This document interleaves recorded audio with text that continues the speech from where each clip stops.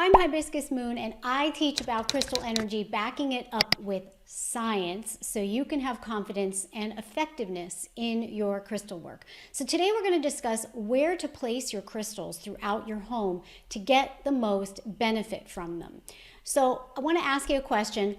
What room in your home has the most crystals right now? And you can just pop that answer into the comments below. I'm curious to know. So also click on the link in the description box that's below the video. There's a little description box, so you can click see more if you don't see that link right away. And that's going to take you to my companion blog post where I have all kinds of related links and resources for you and all kinds of stuff that I might refer to over there. All right, so we all know, I think, that the energy of our home is really, really important. And the environment that we surround ourselves with is vital. This is what kind of helps us get into the vibe that we're looking for, our environment. And crystals can really, really help us out achieving the vibrational frequency that we're looking for. So about 10 years ago, Yale conducted this really interesting study where it was proven that if you simply held on to a warm, comforting cup of coffee rather than a cold, yuck one, it actually caused the test subjects to treat people in a more generous, caring manner. Just this simple act of having that warm, comfy cup of coffee in their hand. So essentially what this study is showing us that if we don't take control of our immediate environment, it takes control of us. That's pretty wild, right? I'm actually taking that Yale study concept a little bit further because I've experienced it for myself. I've witnessed it for so many others that say that crystals can and do influence our environment. And therefore, that ripples out into our behavior and our well-being in a beneficial way, right? Whether you're holding them, wearing them, keeping them in your space to infuse their energy, whichever way you're interacting with them. If you simply just enjoy looking at the crystals, then crystals are still benefiting you by allowing you to thrive in your environment. So is creating a home environment you can thrive in, is that important to you? I assume it is because you're here, you clicked on this video. Different ways we can use crystals, and I have lots of different ways, and you probably have more ways, and if you do and I don't mention them, please pop them into the comments. So one way, one of my favorite ways, is a home protection grid. Any home I've ever lived in, well, not ever going all the way back, but I'd say within the last 15 years, I gridded with a protection grid. So what do we mean by this? Actually going out onto the property and coming to the four corners. Now, not every home is built as four corners, and I realize some people live in apartments and things like that. So if you're in an enclosed apartment, what you do is you don't need to go outside to create the grid. You do it on the inside at the major corners. You take a black tourmaline like this. It doesn't have to be a nice shiny one. It doesn't have to be as big. But you want to get a sizable piece. And usually for most properties, it's four corners. If you have extra corners, then maybe you want a different black tourmaline for each of those corners. And I just pop that black tourmaline. If it's outdoors, then I go to the corner of the home, I dig a little hole there with a shovel and put it down in the earth about 4 to 6 inches, cover it up, okay? So I go to all the major corners and then I go inside, just sit in the center and visualize this beautiful protective pyramid covering the home, not only from above, but from below. So you can picture it as a large octahedron of protective energy around your home and actually activating and linking those crystals together with the intention of protecting your home. Whatever your domicile is, whether it's an actual house or an apartment or a condo or a mobile living kind of situation, whatever it is.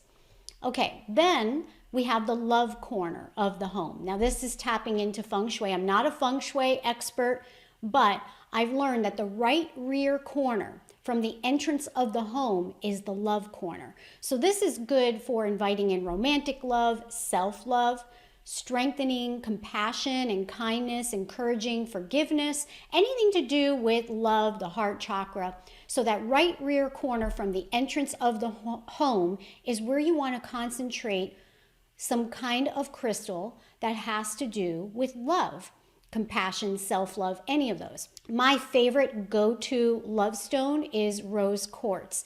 It's got that gentle, compassionate, loving energy. And what I always like to do in the love corner of my home is get a few different rose quartz hearts like these and place them in the corner. And I just leave them there. On the corner, whether there's a piece of furniture there or it's on the floor or it's behind something, and just leave the little rose quartz sitting right there. You can also go with almandine garnet, which inspires love and passion. Natural beauty is great for building self-love, reminding you how vital and precious you are. It also strengthens physical relationships. If you're looking for healthy physical relationships, whether that be with yourself, with your body, with your partner, and it invites in sensuality, romance, and passion. So ruby has a lot of little things that it takes care of. Rhodonite is another one for encouraging and inviting in loving compassion, giving selflessly, self-love, self-esteem. So rhodonite is really great for that. Then we have the prosperity corner of the home. And this again, tapping into feng shui here. And that would be the left rear corner from the entrance, wherever the entrance is, left rear corner. And so top of my list for that is pyrite. I really like pyrite for putting into a prosperity corner. You can also do Congo citrine, not as easy to get, but you know how much I love Congo citrine. You can do green jade too, which is great for inviting in vitality, good luck, good fortune. Or peridot is one that people don't often think of, but that's also good for influencing growth of any kind. Then we have the bedroom. That's another important part of our home. So that's a place where we want to radiate love and relaxation. So if you're looking for a crystal to do that, amethyst is great for that. Rose quartz again. Ruby for inviting in that passion. Also, lepidolite is really nice because I've talked about it lots of times before. Due to its lithium elemental content, it's really good for calming your mind, encouraging sleep. This is just what we want to usher in when we're sleeping, and bringing in good dreams as well. So lepidolite is another favorite of mine. Right next to my bed, I have rose quartz and lepidolite on my nightstand, always. Okay, then another important part of our home is the entryway. And in my entryway, I have a large piece of rose quartz right there next to the door, the entryway. And if you're having issues with people bringing negativity frequently into your home, you're going to want to neutralize that. And a good stone for that, again, is our black tourmaline. So if you're having that happen frequently, I would also place some black tourmaline there near the entrance of the home. Okay, what about general living areas, the places where we spend the most time, great rooms or family room or something like that? I really like a clear crystal cluster, quartz cluster. Why? Because you can see that the points go in all these different directions.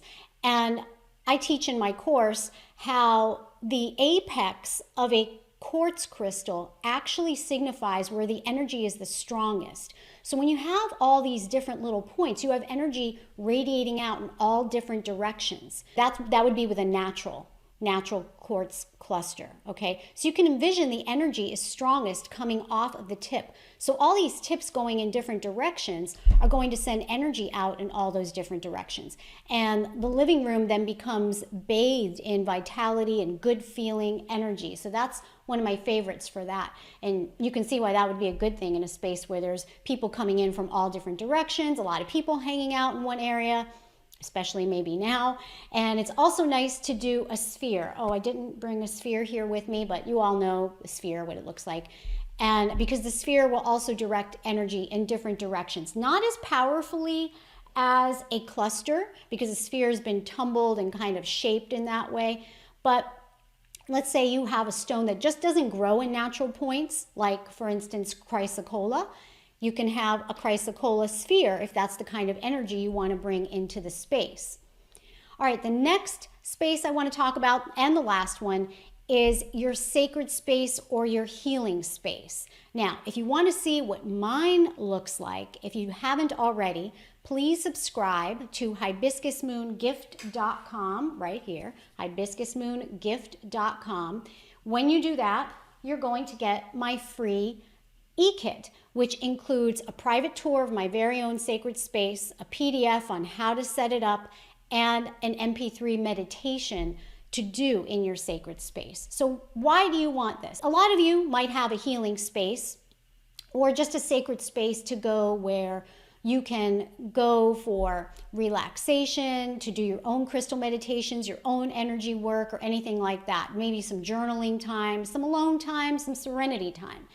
It's great to have a space like that. If you do have a space like that, that's the ideal place to put a large geode like that one right there. If you can get a hold of one of those or you already have one, that's a great place to put it.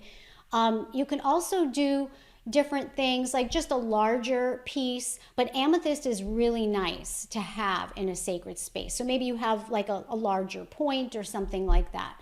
A geode, maybe a medium-sized one. Those are wonderful for radiating good amounts of energy into that space and really making the space feel good, because that's our goal, right?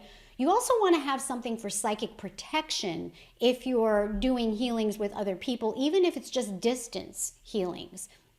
And a good stone for that, I didn't bring it with me, is sugilite or sugilite, however you prefer to pronounce it. That is a great one for psychic protection.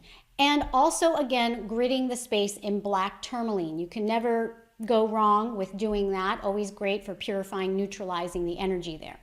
So all you need to do is logically think of the kind of energy you want in that specific room, in that space.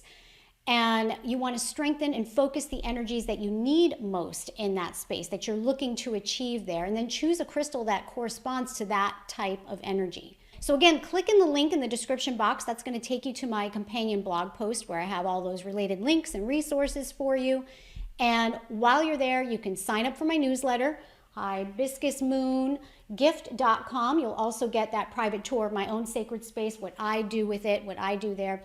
And if you feel that this information's been of value to you, please like, comment, and share this video out. That really helps to put the video out there in the algorithm. Also subscribe to my channel if you aren't already, and click that little bell so you get notified whenever I do a video. All right, thank you for joining me here today. As always, crystal blessings and namaste. Bye-bye.